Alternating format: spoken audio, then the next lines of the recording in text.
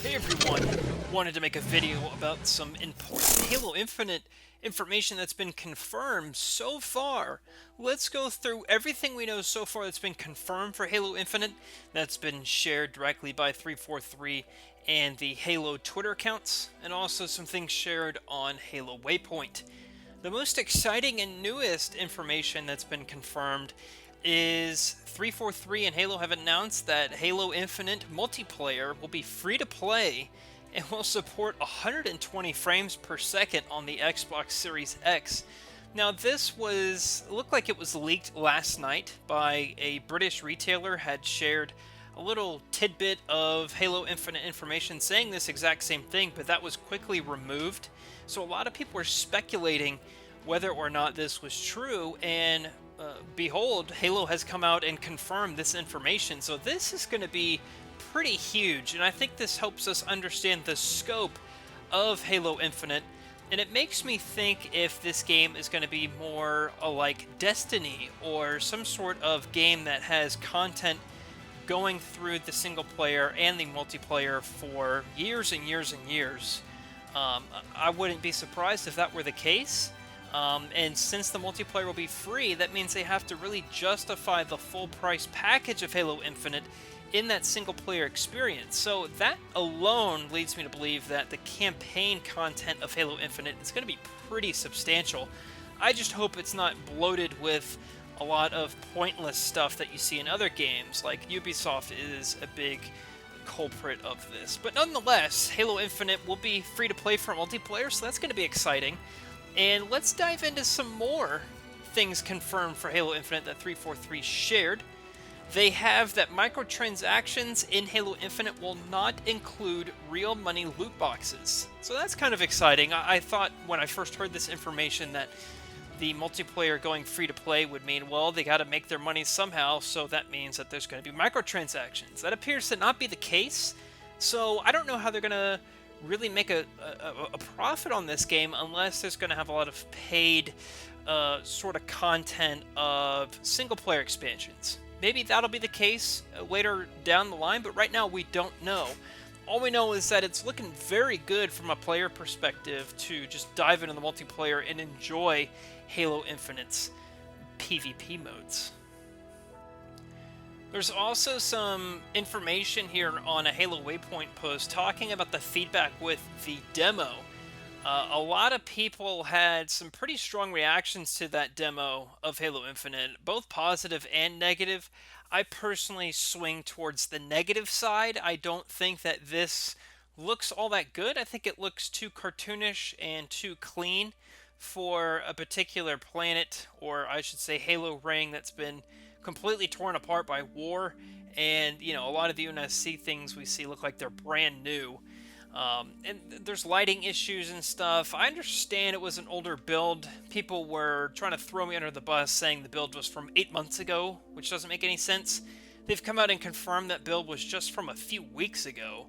So take that, casuals.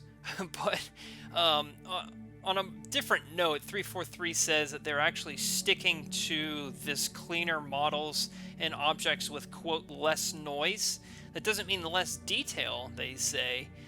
They wanted to return to a more classic art style, which they say here in their Waypoint post was a key message going back to the very first reveal that garnered enthusiastic and positive responses of the original trilogy. So they really want to strike a chord with the classic Halo fans. And I can appreciate that. I think the Master Chief looks really good, and I think that the cutscenes, at least from Brohammer and Master Chief, look pretty good. I wasn't so sure about the Brute cutscene, but they still have time to fix this before release, and it will get better. So I would say keep your hopes up. There's also some other questions people had regarding that demo because I saw a video actually today talking about this, that the Halo lore in general has something ridiculous like 26 novels, a few TV shows, there's graphic novels and comics, and all these sorts of additional pieces of lore, and I think almost all of them are canon. And they take the Banished, which is hardly referenced in any of it, and make them the main opposing faction in this game. So people had questions like what happened to Cortana, the Created, Blue Team, Fireteam Osiris, Lasky, the Infinity Ship, Dr. Halsey, Arbiter, and Atriox. My question is what happens with Red Team and Jerome and those sorts of people. But they actually answered this in a Waypoint post. 343 said, last week we showed a mission that takes place several hours into the campaign. During the conclusion of that small slice, we introduced the War Chief. I'm going to slaughter this. I think it's Ashuram, who defeated the UNSC forces at the ring and is eager for his next challenge. To see what led up to that moment and what comes after, you need to play Halo Infinite's campaign. As many of you know, I'm super opposed to spoilers, and loading up all the answers in a trailer demo would just be poor form. Rest assured, many of your questions will be answered in time just by playing the game. I think this gives us a good bit of context of how much time we're going to spend on this ring. And while this ring is open world and we can go anywhere, and it does say actually how open is it, and they said by and large, if you can see it, you can go there, which is good. So that leads me to believe that when the demo shows you crash landing on here, I don't know if that's our first time on that ring or our second time. Maybe we left to go do something or what, but there's going to be a good bit of stuff happening before we crash onto this ring to see what happens with all these other questions that we have, and maybe even afterwards we get some more answers to our questions as well. I'd love to know what happened with Fireteam Osiris and the Infinity Ship, and even Atriox. Like, what's Atriox been up to? So, there's a lot going on here, and I think if the scope of this campaign really matches what they're describing here, all of our questions will be answered. In terms of split screen and co-op, it looks like the game will support 2-player split screen and online 4-player co-op. So the return to couch co-op is coming with Halo Infinite. A lot of people were really upset that you could not do split screen in Halo 5. It's the first and only Halo series entry in the Halo series where that is the case. This one has a lot of people upset on Twitter, and it's in reference to the new shotgun and the pistol. They've been dubbed the Sidekick and the Bulldog. Apparently, the classic Magnum and the tactical shotgun are not currently featured in Halo Infinite. I don't know why everyone's so upset about this. To be honest, I cannot stand the pistol in Halo 5, Halo 3, and Halo 1. My favorite pistols are in Halo 2 and Halo 4, and Halo 2 takes the cake. I don't know why people hate the pistol in Halo 2. I think it's great. It's exactly what I had in mind, and I hope that we see the Sidekick be something like that, and I don't understand why everyone's so upset about the tactical shotgun. The Bulldog, I think, looks really, really cool. They said that their mind is open to reintroducing them further in Halo Infinite, as in maybe an add-on or as an addition, but it's not going to be at launch. I don't think that's that big of a deal to be upset about, but I have seen a lot worse. Confirmation here about the grappling hook. A lot of people were wondering if that would be the new mechanic to use in multiplayer. Actually, looks like it's not, surprisingly. It looks like it's going to be an equipment that's picked up on the map. This is very similar to what we saw in Halo 3. I wouldn't be surprised if it was identical to the Halo 3 equipment style. And it makes a lot of sense because if you're to ask, the entire population of the Halo multiplayer community, and you ask them what their favorite Halo multiplayer experiences was, most of them are going to say Halo 3, if you just did a poll of a lot of people. I don't agree with that. I prefer 2 and Reach and 4, but I think they're going to go more along the lines of the Halo 3 multiplayer experience, so that includes picking up equipment on the map. There's some more hashtag confirmed things that they were talking about in their blog post that really wrap it up. The universe, in terms of the lore, this game takes place, they say, sometime after Halo 5 Guardians' conclusion. For those wondering if this would take place before or after that, it's definitely taking place after. And I still believe that reading the novel Shadows of Reach, which is due out later this year, will be a pretty good primer or prequel to this story.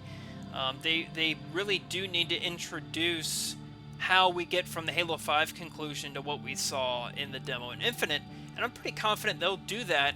And 343 understands now that not a lot of people read the Halo novels. They kind of, for some reason, it seemed like they assumed everyone read the novels in Halo 4, but it looks like now they're going a much more casual route, and I think that's going to appeal to a lot of fans. Halo Infinite will support LAN, so you can do your LAN parties. Black undersuits will be in the game. For apparently some people really were really happy about that.